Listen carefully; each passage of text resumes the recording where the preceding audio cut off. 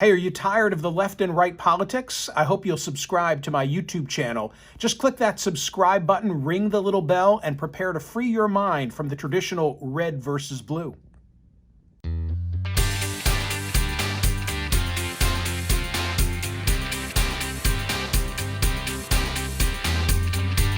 In my Twitter feed right now is an Associated Press story that Mark Levy just published under the headline, Flight 93 Families Hope Heroism Award Helps Keep Story Alive. It's really well done. It's one of two pieces that I'm going to recommend in this part of the program. The other, written for Smerconish.com by a guest that you will meet in just a moment. The Flight 93 National Memorial has always been very special for me. As a matter of fact, in 2009, I think it was, one of the books that I've published was called Instinct, and it told the story of Jose Melendez Perez, really an unsung American hero. Jose Melendez Perez was the CPD agent who kept out of the United States the man who would have been the 20th hijacker on September 11, Mohammed al-Qahtani. It's a great story, and I wouldn't do it justice even in summary form here, but suffice it to say that but for Jose Melendez Perez, that flight could have stayed in the air for the additional 15 to 20 minutes that it needed to reach the Capitol or the White House. But something about Jose's instinct caused him to turn away Qahtani, who was later captured at Tora Bora and, as I speak, is still alive at Guantanamo Bay. Over the years, I've had the privilege of meeting a number of people who share some form of connection to Flight 93 or now the Flight 93 Memorial. One of them, the late Alice Hoagland. We lost her just this past January, mother of Mark Bingham, who was on Flight 93. Listen, if you will, to just 60 or so seconds of audio from one of Alice's many appearances on my radio program. Mark Bingham was one of the handful of guys that stood up and fought on the morning of September 11th to regain control of Flight 93 from the four hijackers who had taken over the plane and were determined to crash it into a landmark building, probably the Capitol building in Washington. But Mark and a group of guys got together and decided they weren't going to let that happen, so they massed their forces and pulled their sports skills together and did a big run on the cockpit. And in the middle of this fist fight and terrible melee, where they managed to kill a couple of the terrorists. And while they were in the process of breaking through the door, the terrorists, probably it was the terrorists that put the plane into the ground. But in any case, there was a struggle at the controls of the cockpit for the airplane. At the words of Alice Hoagland, as I say, we lost her in January. There is concern, and I think it's understandable concern, on the part of the Friends of the Flight 93 National Memorial, that those who were alive on September 11, nearly 20 years ago, are already forgetting some of the lessons. And also that there are many new Americans who have grown up really not understanding and appreciating what transpired on September 11, and in particular as it directly relates to the Flight 93 Memorial. Donna Gibson is the president of the Friends of the Flight 93 National Memorial and joins me now. Donna, thank you so much for being here. Thank you for writing what you wrote for Smerconish.com. Sure. Thank you, Michael. It's a pleasure to be on your show this morning. So how many Americans, new Americans, do we have since September 11 who need to hear the message?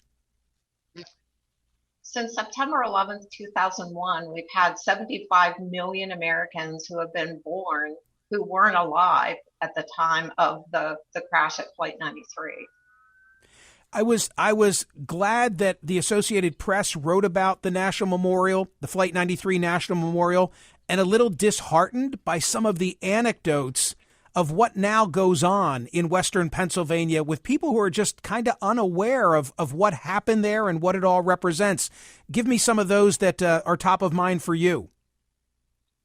Sure. So not only am I the president of the Friends, but I'm also an ambassador to the National Park Service. And so what that means is we greet and help make the experience for the visitor much better than what it would be if they came out on their own. So as I greet visitors, it's disheartening to me that the question that comes up is, was this a national park when the plane crashed? Questions that, what really happened? Did anybody live? Like, just stories that, because I'm so intimate with the program, with the memorial, that just seem foreign to me, I guess is the word to use. So as we approach the 20th anniversary of September 11, what's the idea that you've all developed to try and re-educate and keep forever in our minds what did transpire? Sure. So, Flight 93 has a story of leadership, of heroism, of democracy. It just has an incredible story. What those 40 individuals did in a very short period of time to help protect our nation's capital is amazing. So through this next year, we are going to be telling the story of the bravery, the heroism, and we're going to be asking Americans to tell us the story of their heroes. So we're looking for nominations.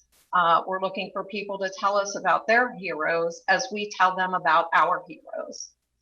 And Donna, will the idea be that every year, coinciding with another September 11 anniversary, there'll be one individual recognized for heroism?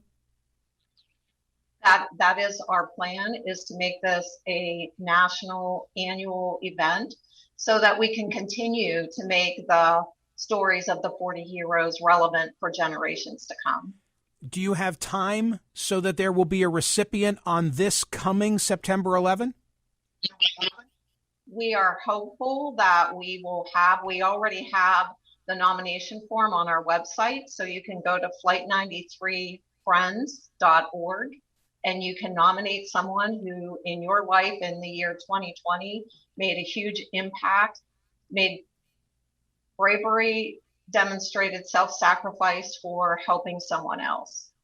Must it be someone who has exhibited that level of bravery and heroic conduct in that particular year, or is there a more open-ended time period?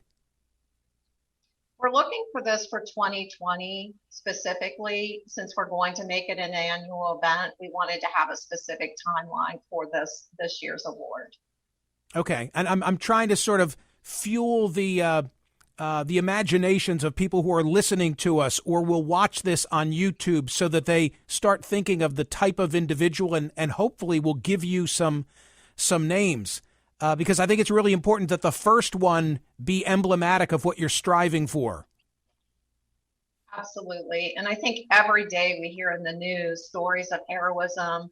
We had, this past year with COVID, and, I know many of my retired nurse friends came out of retirement to help give injections at various different sites. So I know that there are people who came out of retirement to help in hospitals. So there's a lot of stories out there that I'm sure that we should be able to have a lot of stories to pick from.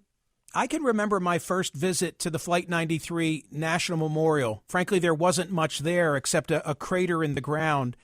And I have a distinct recollection of there being a chain link fence. And on that chain link fence, there were mementos that people from all across the country had pinned. And I think you folks have preserved some of what I'm describing.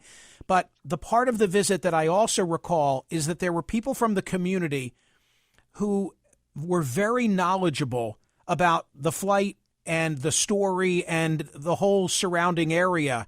And on a volunteer basis, at least this is my recollection, they would make themselves available and they would stand there for hours on end. And as people from all across the country would come and pay their respects, they would fill them in and answer all the questions. You're absolutely right. The ambassador program actually got started long before the National Park Service was even there. So we had a core group of people who, through their churches, through various community organizations, decided they were going to be the stewards for that memorial. They felt that this was their town. They wanted to be there to represent the families and to tell the story as they knew it. Take 2 minutes and tell us what you think people need to know about the story of Flight 93. Let's not fall into the trap and take for granted that everybody knows what happened. What are the basic facts?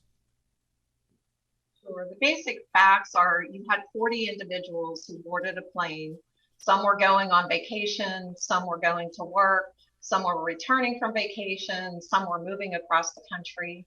These 40 individuals on a plane began to hear stories when they were making phone calls home after they had realized that they heard an announcement over the loudspeaker, and they realized that the plane had been hijacked. They were making phone calls home, and their family members were telling them about the other planes that went into the World Trade Center.